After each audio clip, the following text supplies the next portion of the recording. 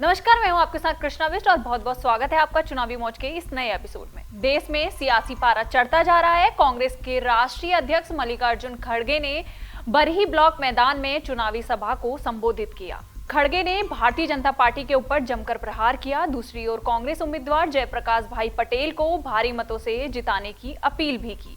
सोमवार को लोकसभा चुनाव के चौथे चरण में झारखंड की 4 सीटों की वोटिंग हुई। इस बीच 5वें चरण के लिए सियासी सरगर्मी भी तेज हो गई। इस कड़ी में कांग्रेस के राष्ट्रीय अध्यक्ष मल्लिकार्जुन खड़गे ने सोमवार को हजारीबाग के बरही प्रखंड में चुनाव जनसभा की। मल्लिकार्जुन खड़गे ने कहा कि यह चुनाव संविधान बचाने और अधिकार की लड़ाई के लिए लड़ा जा रहा है।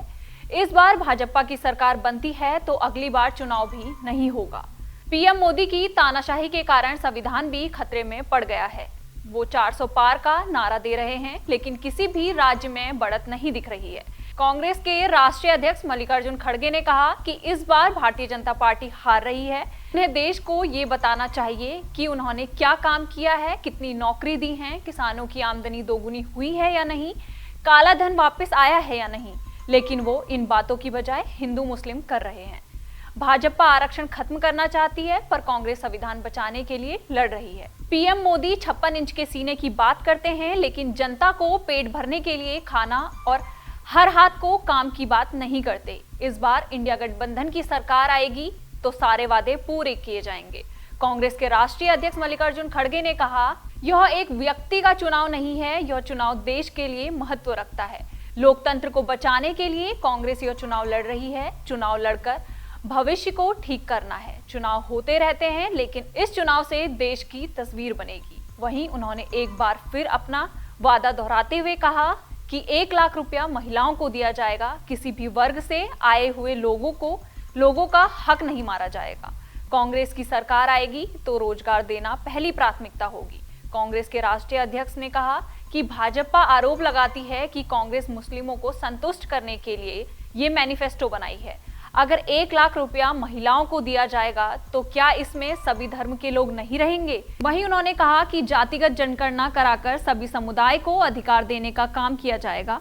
इंडिया गठबंधन पर उन्होंने कहा कि इसका उद्देश्य एक है, ये देश और संविधान को बचाने के लिए लड़ा जाए। वहीं उन्होंने कहा कि इंडिया गठबंधन के हजारीबाग उम्मीदवार जयप्रकाश भाई पटेल की स्थिति बहुत ही अच्छी हुई है। भारतीय जनता पार्टी यहां हार रही है।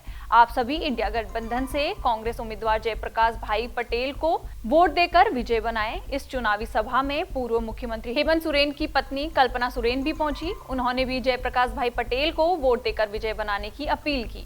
उन्होंने कहा कि हेमंत सोरेन आज जेल में इसलिए हैं क्योंकि उन्होंने राज्य की सेवा की। चुनाव के ठीक पहले उन्हें जेल भेजने की रणनीति बनाई गई।